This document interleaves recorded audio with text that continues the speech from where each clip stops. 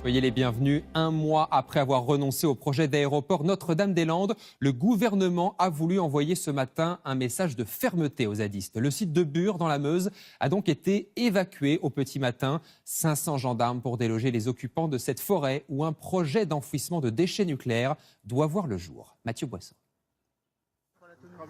Les forces de l'ordre ont filmé elles-mêmes ces images. 500 gendarmes progressent au milieu des quelques cabanes incendiées par leurs occupants au moment de partir. Une évacuation éclair, puis ce matin des instants de tension, mais pas d'affrontement d'ampleur. 15 personnes évacuées seulement et une interpellation à l'heure actuelle selon les forces de l'ordre. Le gouvernement salue la fin d'une occupation illégale. Nous ne voulons plus qu'il y ait de lieux en France qui soient des lieux de non-droit et où donc l'on puisse s'installer en dehors de toute règle. Le site du futur centre d'enfouissement de déchets radioactifs, à Bure, était occupé illégalement depuis plus d'1 an et demi. Ses opposants étaient rassemblés au Bois-le-Juc, une forêt où ils projetaient de construire un bâtiment en dur. Inacceptable pour les autorités.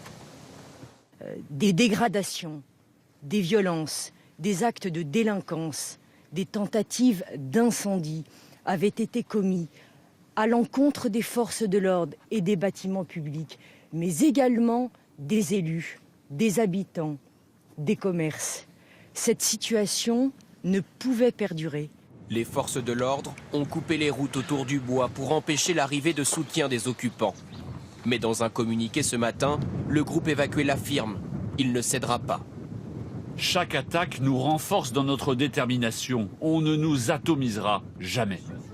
Certains d'entre eux sont désormais réfugiés à l'intérieur du village de Bure, où les gendarmes sont en train d'intervenir. Et justement, en direct de Bure, on va retrouver Angélique Etienne. Angélique, la tension n'est pas encore totalement retombée. Alors oui, car à l'heure où je vous parle, les opposants sont divisés en 2 groupes. Il y a ceux qui sont toujours au Bois-le-Jus, encerclés par les gendarmes depuis 6 h du matin. Ils seraient 4 selon la gendarmerie. Certains sont perchés dans des arbres à 20 mètres de hauteur. Et ils ont dit ils ne céderont pas. Et il y a ici, derrière moi, la maison de la Résistance. C'est un peu le QG des opposants. Tout à l'heure, une poignée d'entre eux sont même montés sur le toit afin de surveiller les gendarmes qui les encadrent et pour éviter qu'ils pénètrent le bâtiment. Alors cette évacuation intervient à la veille d'une rencontre qui aurait dû avoir lieu entre Sébastien Lecornu, le secrétaire d'État chargé du dossier, et les opposants. Mais pour les opposants, pas question de dialogue. Ça y est, c'est fini, il est rompu. Ils ne céderont pas.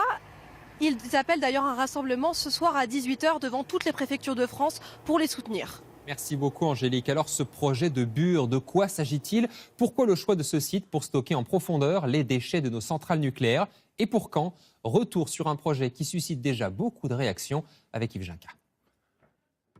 Le centre d'enfouissement des déchets nucléaires de Bure, un projet stratégique pour la filière nucléaire française. Quels sont les enjeux? Il s'agit de stocker à 500 mètres sous terre les déchets les plus radioactifs issus de nos centrales nucléaires. Des déchets qui resteront mortellement dangereux pendant 100 000 ans.